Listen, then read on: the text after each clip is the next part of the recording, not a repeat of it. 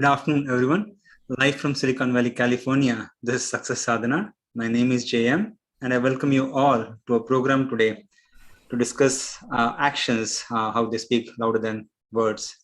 Your speaker is Vaish, a veteran Bhakti yogi, author, and former monk. We have 10 members on Zoom and 20 members on Facebook. I have Shweka helping me out in managing social media today. Good afternoon, Vaish. Welcome to Success Sadhana. Why, thank you so much, JM. I'm really happy to be here and great to see everybody. Thanks for coming back. And also today, a topic that is relatable, I hope, to everybody, which is the continuance of discussion about various idioms. Last week, we had an idiom, don't dig your own grave, or digging one's own grave. And we hear this, actions speak louder than words, but oftentimes it rolls right through our head because it's a cliche. It's been said so many times, perhaps we forget what it actually means. So today we're going to go into that and find out what's underneath that idiom, especially in the context of the ancient wisdom literatures and the practice of devotional service, also called bhakti yoga. How does that sound? Please say okay. All right. So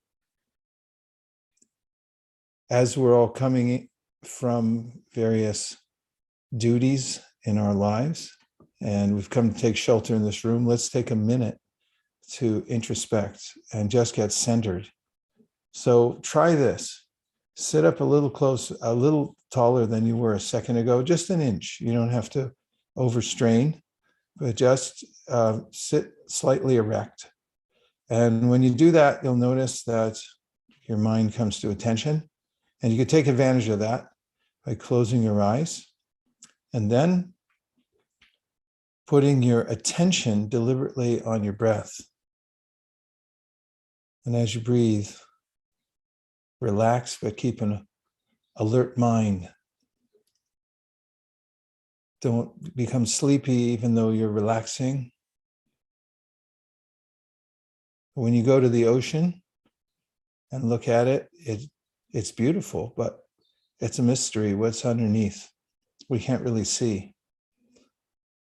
So similarly in our consciousness, although we notice from time to time that various thoughts, impressions pop up, we're not exactly sure where they came from or what they are. My father was a psychologist. He had a whole library in his home, different philosophers trying to figure out how the mind works. Patanjali Muni wrote a treatise called the Yoga Sutras, which is on yoga psychology. It's a great mystery there, just as in our Pacific, Atlantic oceans, the oceans of this world, Indian Ocean.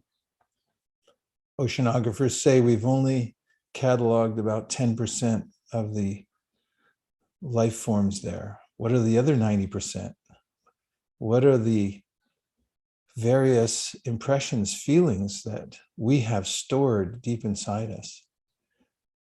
They come out as habit patterns.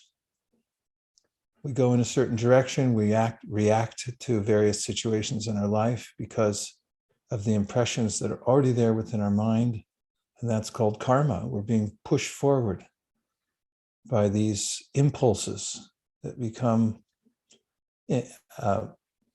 activated in certain circumstances in our life. So self-examination is very important. So breathe and relax. And for now, just for now,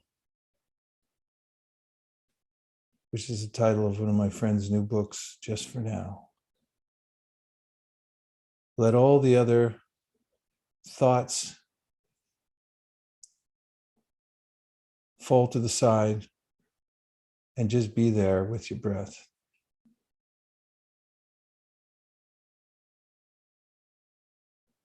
And if you can breathe in an even pace, it helps to count whether you like at a 3 count or 4 count, in, 3 and out, 3 or 4, however your lungs are designed or accustomed.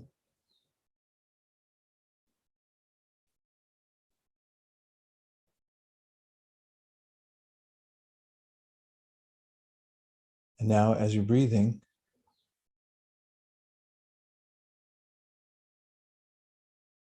evenly,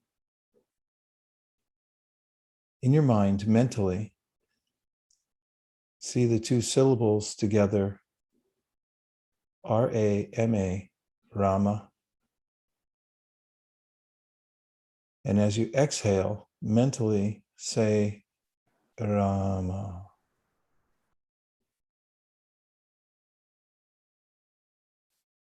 Do it 3 times.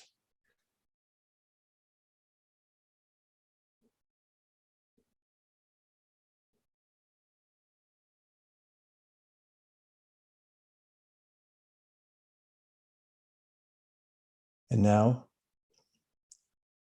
out loud, behind muted mics, we'll repeat the mantra 3 times. Nitai Gauranga on our exhale. Nitai Gauranga.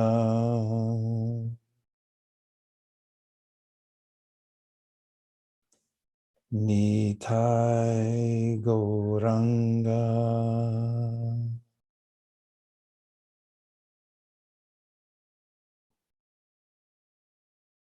Nitai Gauranga.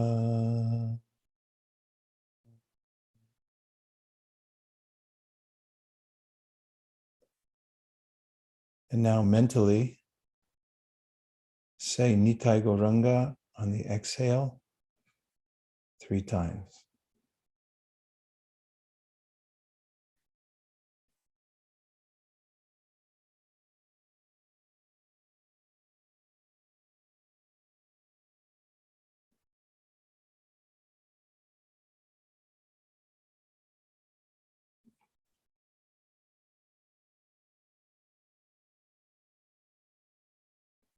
At this point, you may notice how when you say it mentally, your voice box and tongue want to get engaged.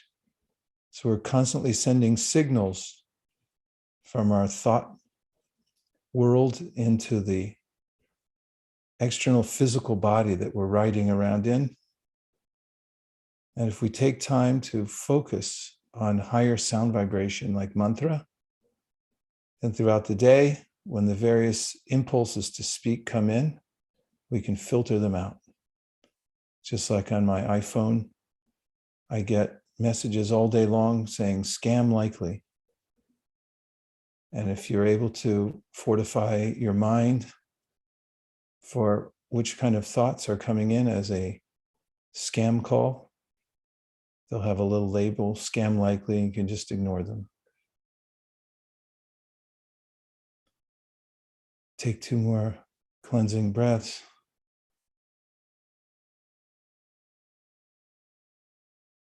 And then rub your hands together to get some external sensation. Open your eyes and come back into the room, and welcome back.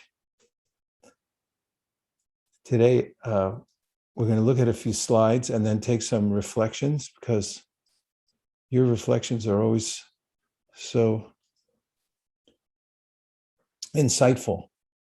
Good to get everyone thinking. Let's take a look, JM, at what we have here. So the word integrity, is that the first slide? Yes. Okay. The word integrity is interesting. It comes from integer, and integer means a whole number. It means something that is, it actually exists. And the connotation in the etymological dictionary of the word integrity, the way it's used nowadays, is purity and wholeness. Integer, yeah, there it is at the bottom left corner, a whole number. So for a moment, let's talk about a number line. I don't have a number line here, but just imagine one that on a number line, you have your negative numbers, you have positive numbers. And then in the middle, you have 0. And there's various paths one can walk on in life, according to the wisdom literatures. The negative numbers are the world of exploitation. I need something for my senses, therefore, to live, I have to exploit others, whether one's a vegetarian or has any other kind of diet. We still have to eat others in order to survive.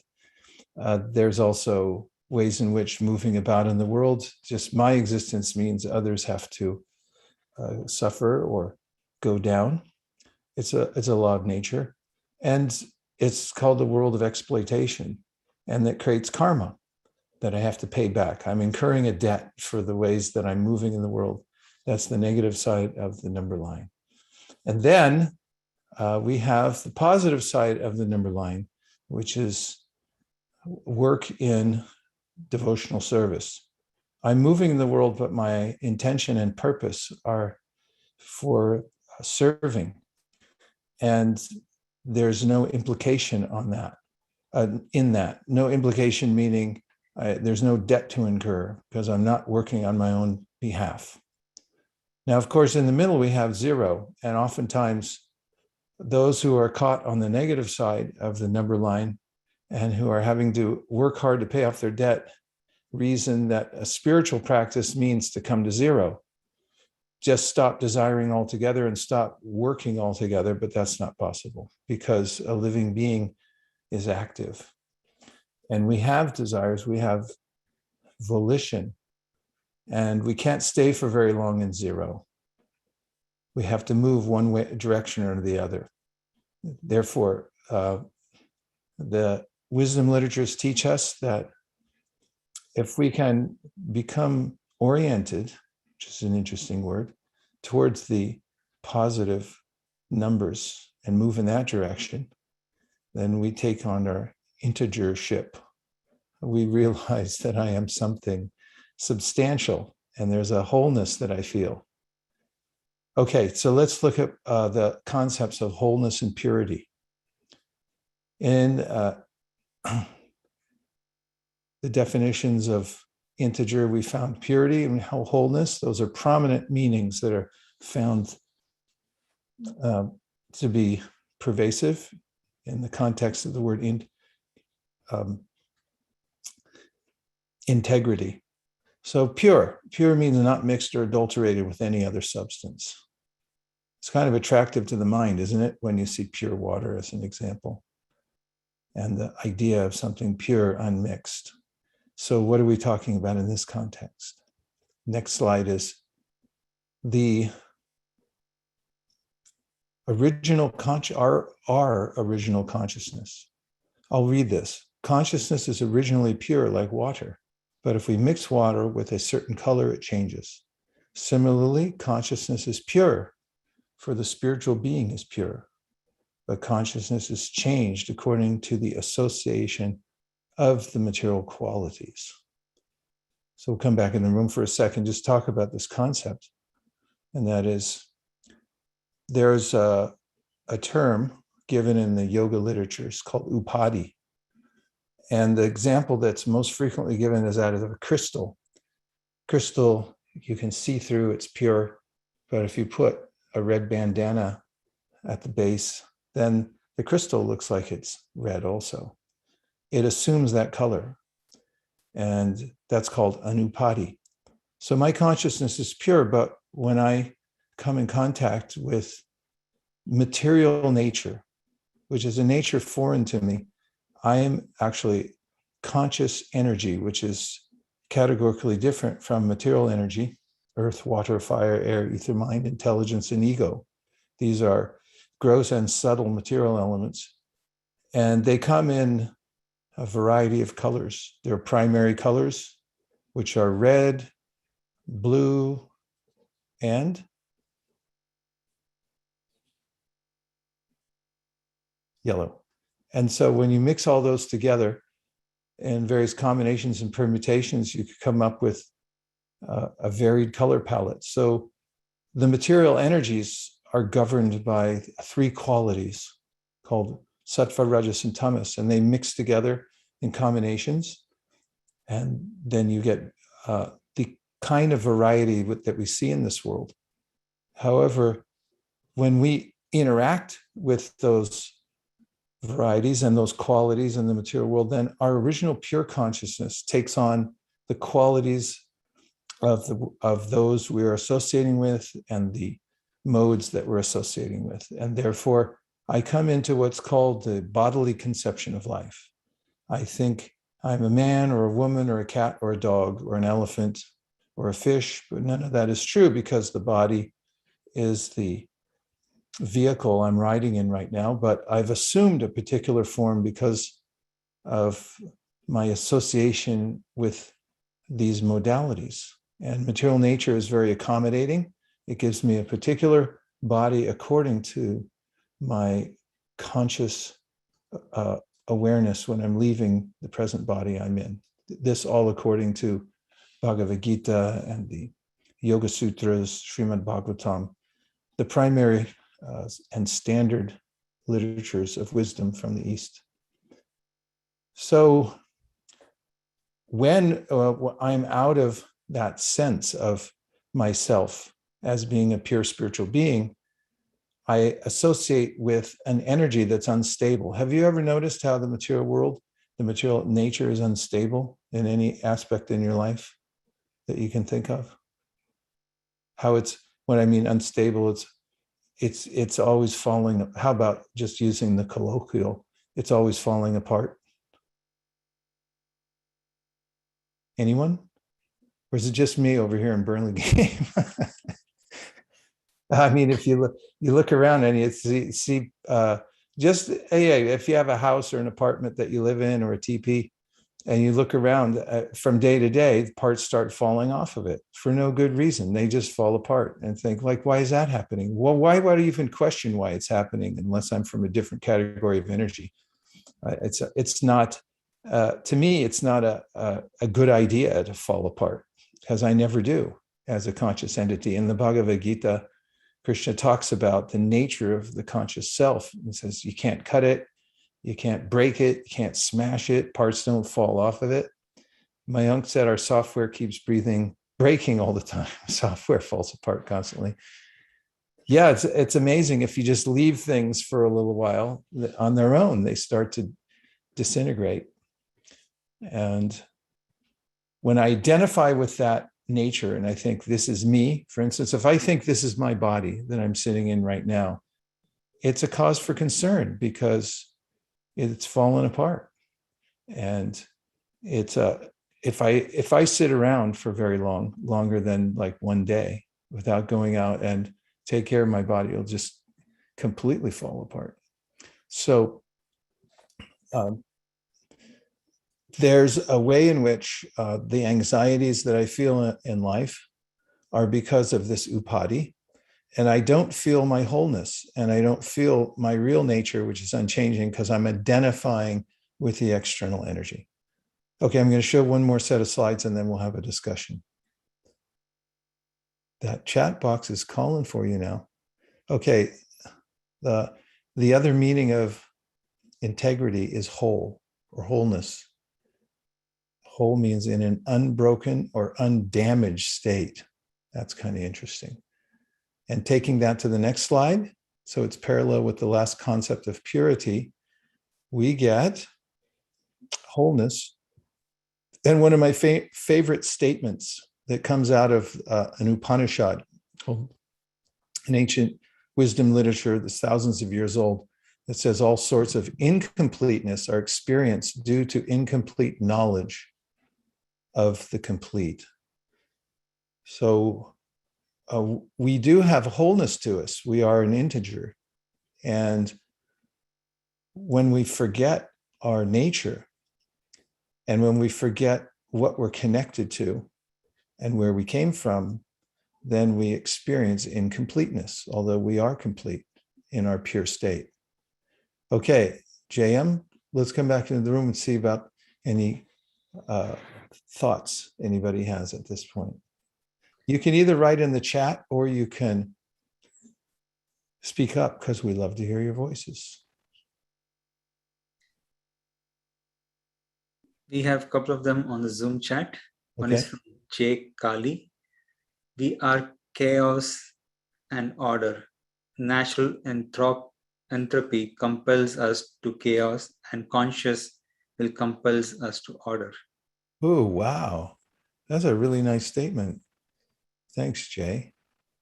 Beautiful. Yeah.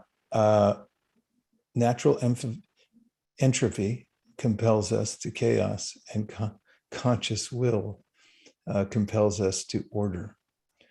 Yeah, that's a nice way of restating or reframing what we're talking about, because if there wasn't a will in the world, if I didn't have a will in my life, like when people kind of give up, you notice that their environment falls apart too, including their body, the place they live. It's like, what happened? I just let myself go.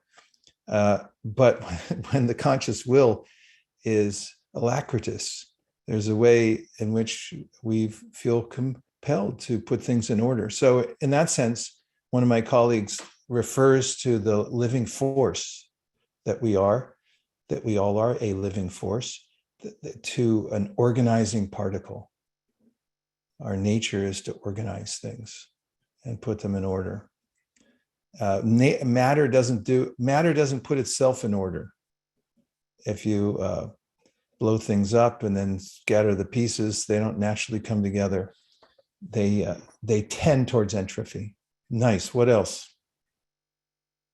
Wolf has a question. Wolf, do you want to ask? The question is why our mind starts from zero every time. We are in this journey, not the first time, not the last time, but what's the purpose of zeroing it out, not equipping us with some fundamentals so we won't arrive to this point? The majority of us have enough gray hair, and we're just arriving to the need to listen to Vaish once a week at least. Thank you. I'm more listening to you than you to me, believe me. Well, in the Bhagavad Gita, there's a statement that may come close, Wolf, to talking about this. It says, Vitaraga bhaya krodha manmaya mamupashrita. So in Krishna teaching his student Arjuna, he says, Vitaraga bhaya krodha. So Vita means something to, an obstacle to be given up. So then he names 3 obstacles.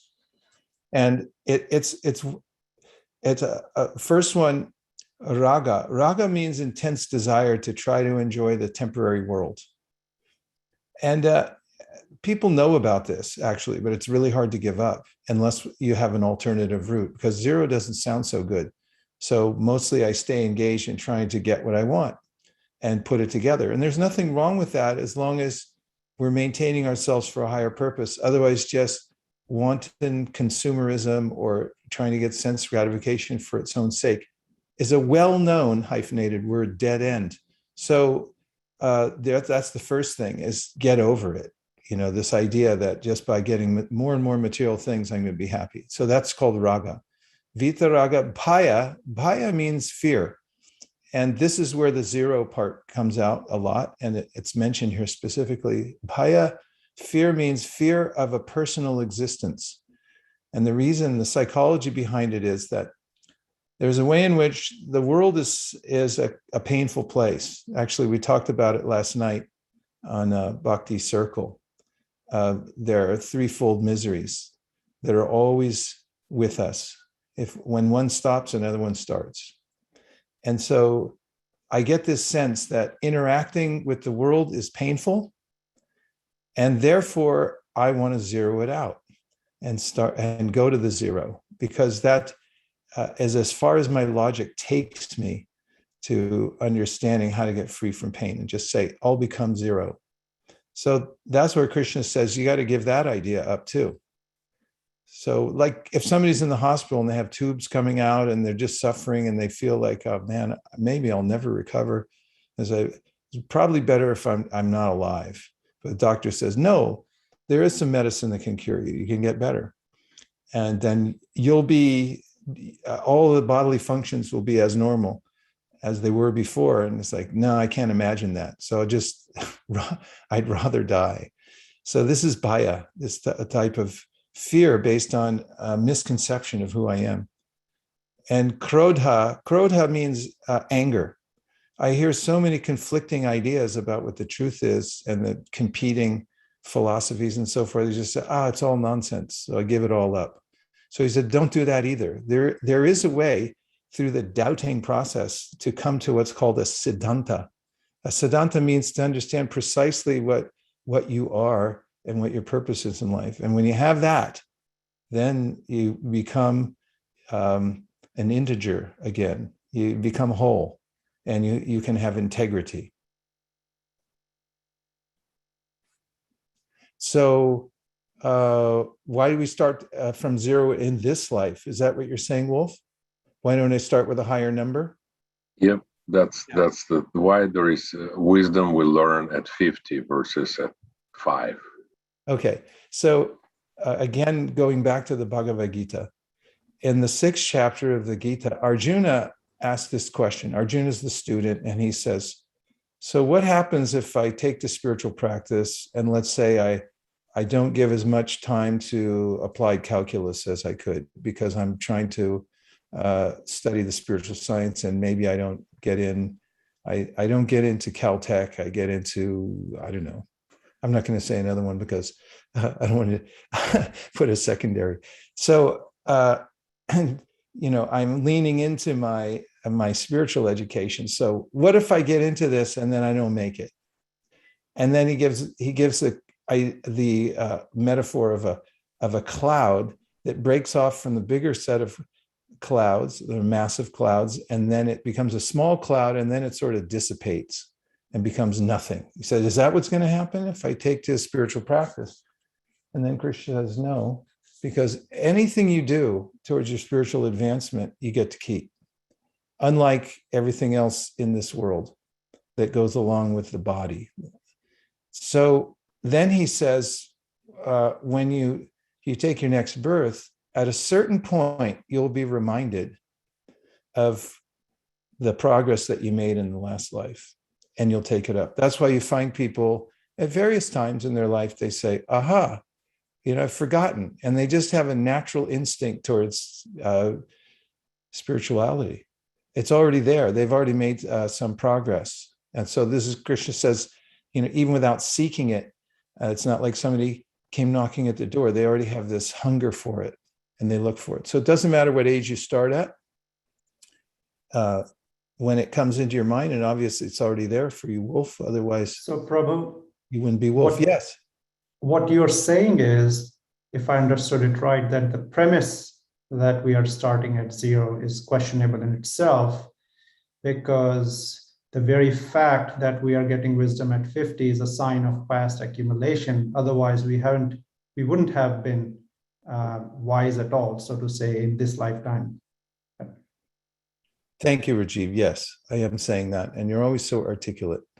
I think I'll just, yes, please. Go ahead, Miriam. I'm sorry. I just want to give I shared something that happened last week. Is it okay? Like very close to what you guys are saying. Not only okay, we insist upon it. Now we're leaving. We want to hear. Thank you. I have a 5-year-old son, and I'm not teaching him anything spiritual, like nothing, like almost like religiousness. Yeah. And then we are coming from a Muslim family, nothing like about the spiritual way that we are talking right now. So last week something happened. It just like kept me thinking. He asked me, Mom, what is this gel? I said, oh, you know what? This is for hair. It's for girls. And you're probably not going to use it. And he insisted, no, I want to use. And I said, no. And then after like a couple of minutes, I said, you know what, Milan? I changed my mind. You can use it. Just use this gel on your hair and see how it feels. And he paused and he thought a little bit and he said, Mom, I'm not going to use it. You know what? When I die, and after long time, and he said long time, when I come back home and become a girl, I'm going to use it. I said, what? Can you say one more time? And he said, yeah, Mom, when I die, and he just say exactly die, when I died, and after long time, I come back home and I become a girl, I will use it. And I said, I didn't know what to say. I said, do you want to become a girl? And he tells me, no, I don't want to become a girl. It's just like, so it was really amazed me. 2 times he said the same sentence, and I just don't know where he got, because there is nothing that we talk about like dying or reborn or anything, and he's only 5. So that's I want. Yeah, thanks, Miriam. That's a very helpful real life example. And there's a department at the University of Virginia that studies this liminal period during which young kids remember very precisely the details of their last lives. And then they study them clinically. In other words, scientifically, they look at it very carefully so that they don't contaminate the evidence. And they have documented thousands of cases of children who remember precisely where they were. It's traceable and so forth.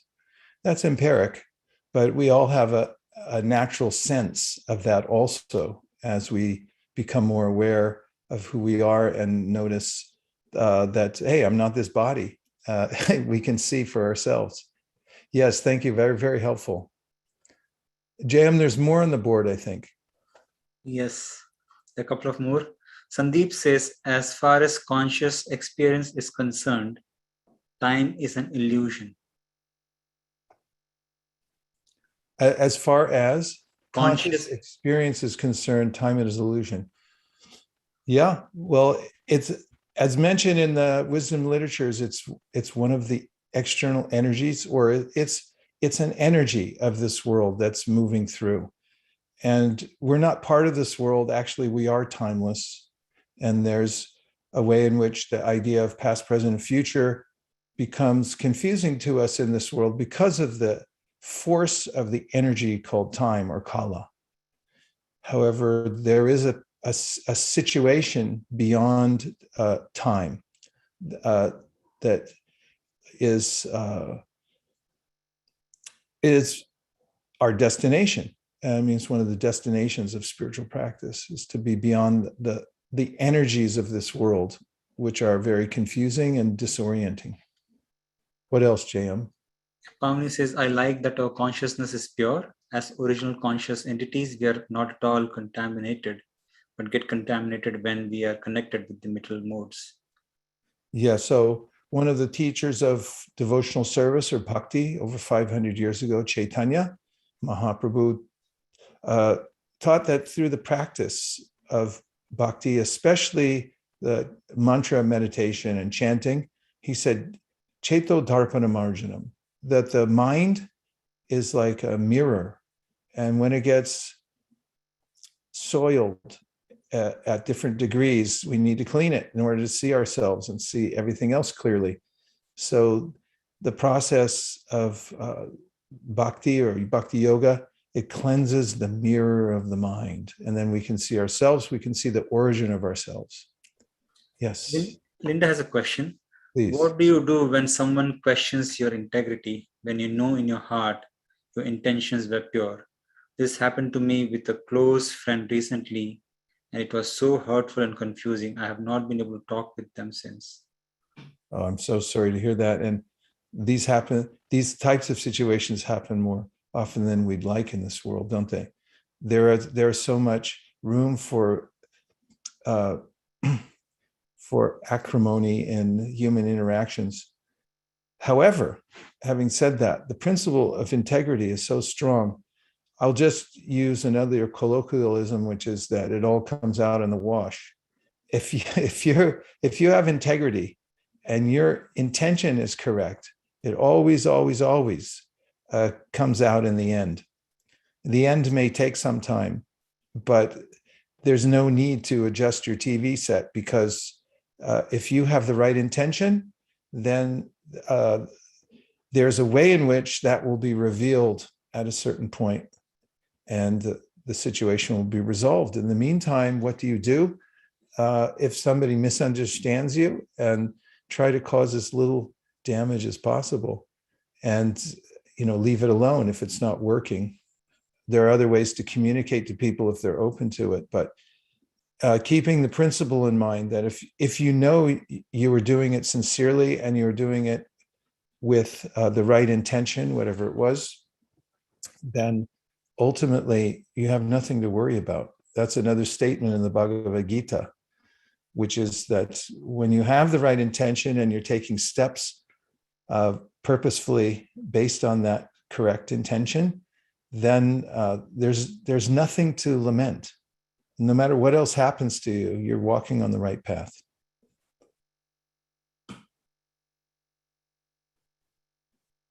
Linda, thank you for making me feel better. I will wait for the wash. That's a lot what Krishna recommends in the Bhagavad Gita is wait for the wash, because tolerance means waiting for the wash. You keep yourself on the right track, do what you're supposed to do. What more can you do? And wait for the wash to come out, and there's always a higher plan. Okay, we have more slides. Let's see what we have.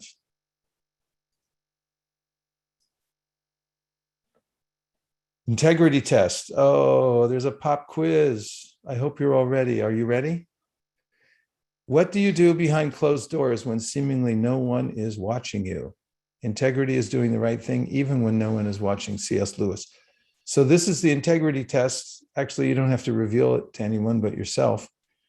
But it's a good way to look and see, am I living in integrity? Is what I'm doing or saying behind closed doors when nobody else, and notice how I slipped that word in there, seemingly. Seemingly no one is watching you.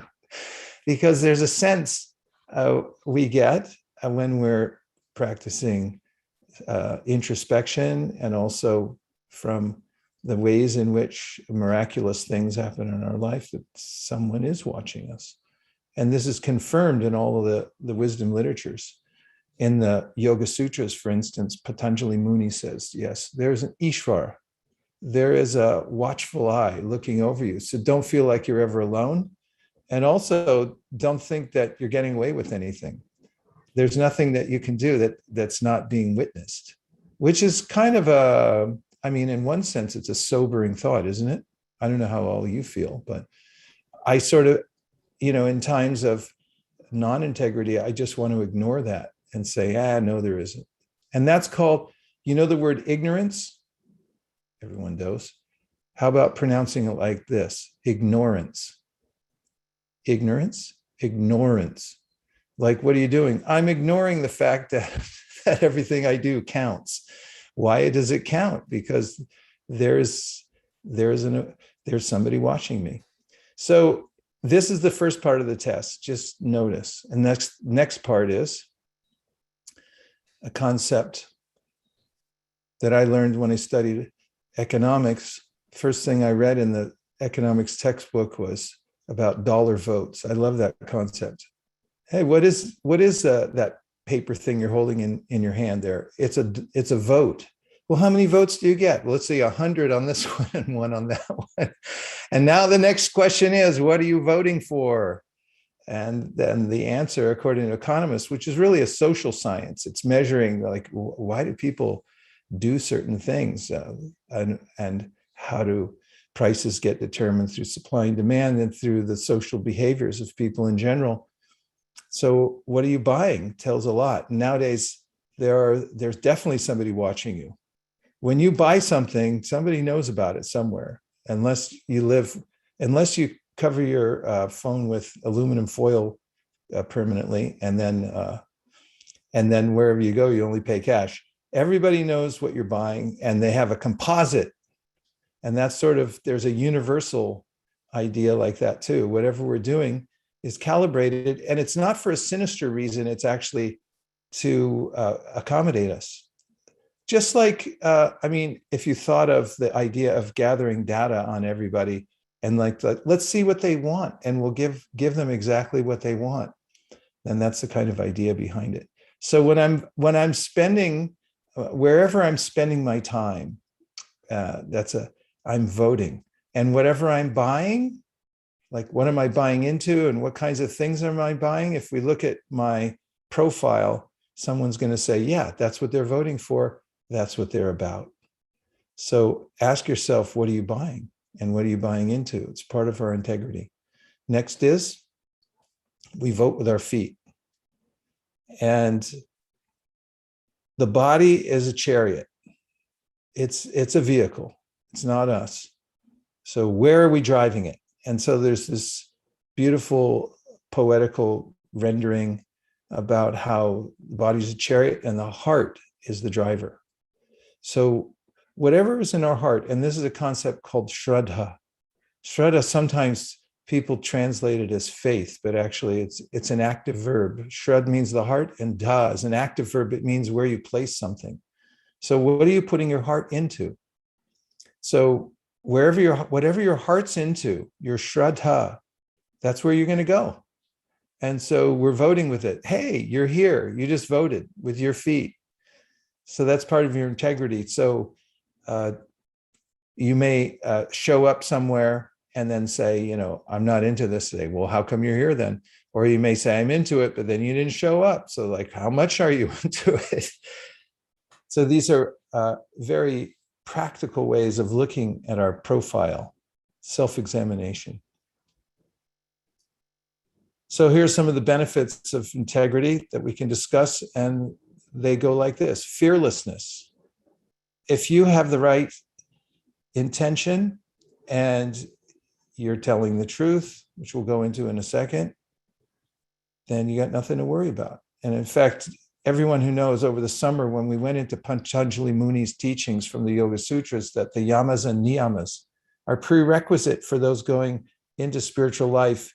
If you're a liar, for instance, you're never going to have a peaceful mind because you're always afraid you're going to be found out. If you're faking something, then somebody's going to go, oh no, somebody's going to notice that. So you're always fearful. Self-esteem, when you know you're good for it, this is self-esteem and confidence come along with that. I know I can, what I'm showing is what I am. I'm not hiding anything.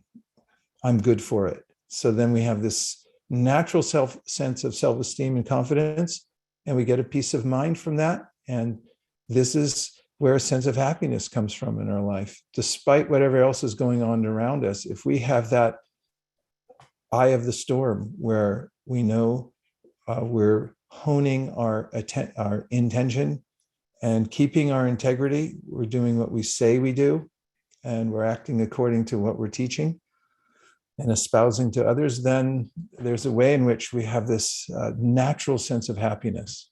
We're coming closer to that pure consciousness. And so what about building integrity? I have two ideas here, two slides. So the first one is about speaking the truth, because this is something that we can become aware of and work on at any time. How much do I speak the truth? You never live, here's one subcategory of truth. You never lose credit by giving credit where credit is due. Why is plagiarism so abhorred? Because you're not working with integrity. You took what somebody else said and you said, I said this. Or you take credit for what somebody else did. But what about extending yourself and think of the concept that you never lose credit by giving credit where credit is due? How often do I feel inclined to do that and speak the truth about who deserves the credit? So let's talk about that for a second. And then this is a related thought, and that comes from Gandhi. He said, truth never damages a cause that is just. Truth never damages a cause that is just. So if you're living with integrity, then telling the truth will never hurt you. All right, let's come back into the room for a sec, and let's see if there's reflections, or if you want to ask a question to use that to pry open the conversation and let more out, then let's do that. See if you can light up the chat board, or tell me what you heard that stuck. Raju, you want to unmute? Were you going to say something? Yeah, if I can ask rather than chat, is that okay? Oh, yes, please. I was thinking about the statement of doing the right thing because somebody is watching. In addition to that, can we make an argument that in watching is that karmically it is in our enlightened self-interest to do the right thing? Can we say that as well?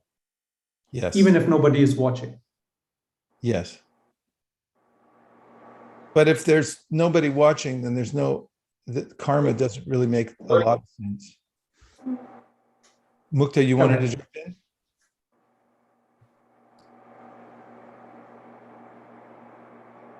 Mukta? Okay. But Rajiv, go ahead. If you have a thought process you want to unfold more, please go ahead. No, I just wanted to confirm, and I think what I'm learning is that when we say somebody is watching, and karmically, this is one and the same thing. Is that a correct interpretation? Yeah, they're related. Otherwise, how is it that the karma is carried over? There's a grand system in the universe. If it's, and this is the claim given in the wisdom literatures, that it's cosmic sensitivity training, and everything happens for a reason, and there's a reason behind everything. That means reason means conscious. There's no reason in a rock, so there's got to be consciousness, and so there's a kind of universal consciousness that you find generally acknowledged in all cultures. The details about it are something that may vary from point to point, but the idea of universal consciousness is there. Yeah. Thank you. Thank you for such a interesting question. Or I should say helpful. Interesting is a really benign word. I kind of would like to stop using it. Okay, go ahead. What else, JM? Wolf says integrity is the honesty on the third level. Ooh, nice. I'd like to move up to that level. It's a good neighborhood to live in. Soumya had to leave early today. Thanks, Soumya, for joining. Kuladweep has reflection. I heard from one monk that honesty is what you say, what you do, whereas integrity is you do what you say. This echoes nicely with the closed door actions when nobody is watching us. If you're not walking the talk when nobody is judging us, we are not living with complete integrity. Nicely put. A nice summary, actually. And, there's an interesting phenomena that occurs from this integrity, and that is that the quality of the person's voice is different. And it's more those who have integrity are more effective. There's a story about a sage who was visited by a concerned mother and her child who took a liking to all kinds of sweets. And that was his mainstay.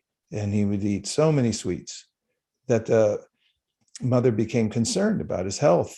And she knew that he respected this wise man in town. So he went and visited the sage along with her son and said, I brought my son along. I'd like you to give him a little wisdom talk as you have before about different aspects of his life. And he said, well, what is the situation now? And the mother said, well, he's eating sweets all day long. I told him, you can't keep that up. You have to cut back. And so Sage said, you come back later. And how much later? 2 weeks. Let's say 2 weeks. You come back. So then she came back with the son. They sat down. The sage said to the boy, please don't eat so many sweets. Listen to your mother. And then the boy said, okay, I'll do. And then before they left, the mother interviewed briefly the sage and said, excuse me, sir, but why is it that I had to come back in 2 weeks to just hear those few words?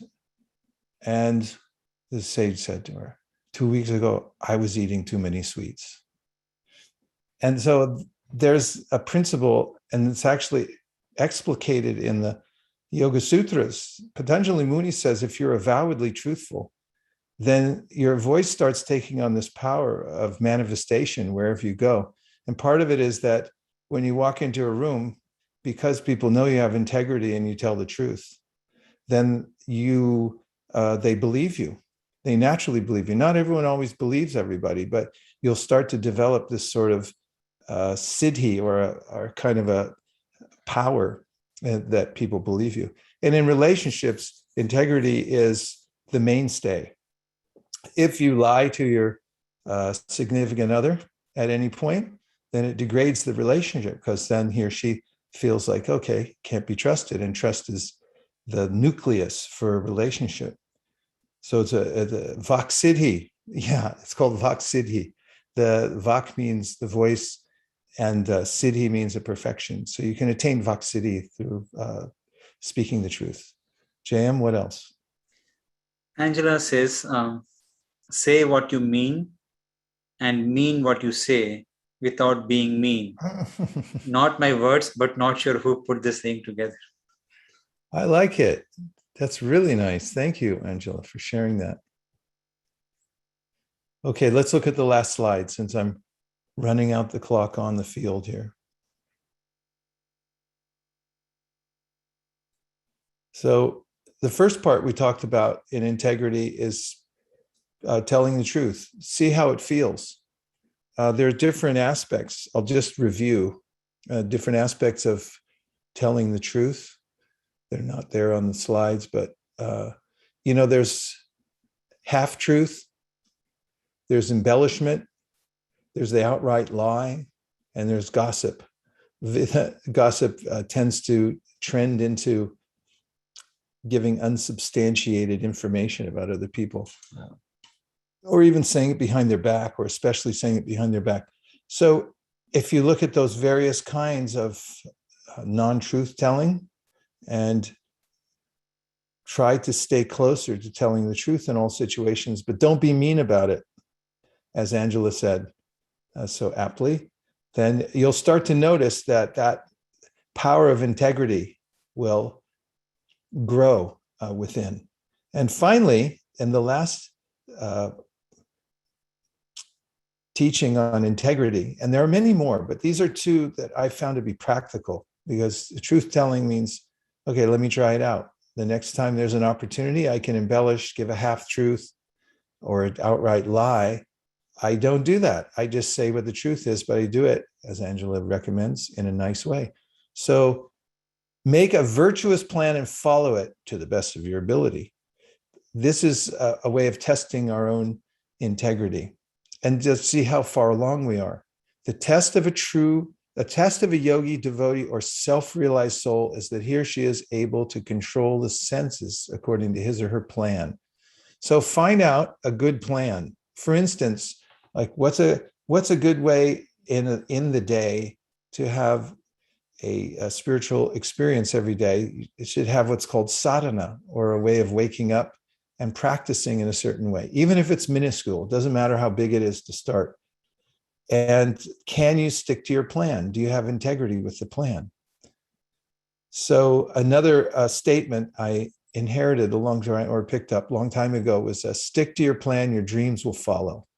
Stick to your plan, your dreams will follow. And that kind of goes back to the idea of what if somebody questions the integrity of your plan and your dreams and your intention altogether. But if you stick to it, then that becomes the nucleus for all success in one's life, in body, mind, and words, is keeping that integrity. All right. Miraculously, we have a few minutes left. Let's see what we have. Angela has a question. What are your thoughts on white lies? Do you see any value in white lies? Can you give a definition of a white lie? Probably there. Angela? Yeah. So, for example, I teach my son to always tell the truth without being mean, gentle. But, in our day-to-day, I cook and I ask feedback, and he's rough, truthful, and go like, that is bad, and it's bad. And then, one time I say, you know what? just keep it for yourself. If you don't have anything positive, don't lie. That's good. But I mean, I'm putting my very best effort here, and kind of like I was almost like asking for a white lie, but I do not want to teach a white lie. So when is worthwhile to hide your truth? You Okay. know, because we wear many hats, and you can't just be yourself. You kind of like need to customize yourself for your audience, but without lying per se. It's a very fine line, I think. It is. Thank you for bringing this nuance. It's an important discussion, and it takes place in especially in the context of ethics. So, in a common scenario that given in ethics courses, that let's just say that there's some bad people looking for somebody because they want to do them harm, and he comes to your house for shelter. You understand this is an innocent person, and there's a kind of tyranny going on where innocent people are being persecuted. I mean, we can imagine different scenarios of that in history. So the person comes and he says, you take shelter in my house. So then, you build a special place in the attic with a trap door so nobody knows where they are. And then the bad people come to your door and say, is Ezra here? And then you say, yeah, he's right upstairs. So this is an ethical question. Is that actually truth? And is that telling truth with integrity? Because you're giving shelter to somebody, you understand the context. And then you just committed violence. So Patanjali addresses this. Of course, others like Plato and Aristotle have talked about it. But Patanjali says that nonviolence is like the elephant's footprint in the jungle, because all other footprints are subsumed within the elephant's footprint because it's so big. So he said ahimsa, or nonviolence, is an even higher principle than telling the truth. So there's a sense in that, in the ethical discussion, that in order to save somebody's life from a bad situation, or with children sometimes, taking the truth, calling a white lie and saying, broccoli is the tastiest thing on earth, and Michael Jordan eats it, or whatever. And then, they say, okay, yum, yum. And they meet Michael Jordan later in life and say, do you eat broccoli? And say, no, I hate it. They're not going to hate you for it. And nor is it a transgression in the sense of not telling the truth that we're talking about. So yes, good point. And it's a nuance of it. It's not black and white as usual, but one has to maintain integrity in that, and always be careful, because as soon as I start telling white lies, they can also start crossing over. It's like, wow, that's convenient. Maybe I'll do it more often. And you get what's mission creep in the lying category, and that can be really dangerous. A couple of more. Wolf, I think he said Wolf and SG are giving similar example to answer the question, does this dress make me look fat? So how to answer the question? Or white lie is like not telling your real age. I see. Rajiv, or you can learn to tell the truth in another language that the listener won't understand. No harm done despite the truth you just said. Mm-hmm. You can learn to tell the truth in another language, but that language listener won't understand. Interestingly, I mean, that could be true in some cases, but, let's just say you're there and two people are conversing about you in their language that they think you don't understand. Always be careful, because so many people are bilingual anyway. But, there is this kind of sense of the vibrations, like, hey, wait a minute, they're talking about me. That can come up. That's uncanny, actually. A white lie not telling your real age. I think so. Yeah. There's one more question or a comment on Facebook as well. I recently, this from Vishal, I recently used integral calculus to program a robot to go straight. Program was making corrections using integral to bring it back if the robot was deviating from its path. So integrity keeps us straight. Whenever we deviate from the right path, it tries to bring us back to our correct path so that we can reach our destination. I like that one a lot. Let's keep that one. That's fantastic. Thank you for sharing that analogy. It's very helpful. Mayank's clapping for that. He loves those kind of analogies. Yes. Okay, very usable. Well, we've taken up another hour of our time in our valuable human lives. We don't know how many seconds, minutes, hours we have altogether, but we all came together for hopefully a worthy cause, which is examining what the real purpose of life is and how to refine ourselves so that we can be in harmony with it and live in integrity. Thanks, Wolf. And thanks everybody for coming today. Let's just go out with one mantra so we have that vibration going with us. I'll just say the Nitai Gauranga mantra 3 times, and everyone behind muted mics, you can chant along.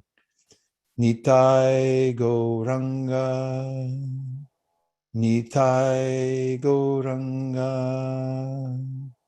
Nitai Gauranga. And you know well by now that high in the Himalayas, the yogis in their caves come out from time to time to look for roots. And when they see each other on those high mountain paths, they wave and they say this phrase that means keep the vibration going. And it goes like this: Haribol. So everyone, Haribol. Haribol. Thank you, everybody. See you soon.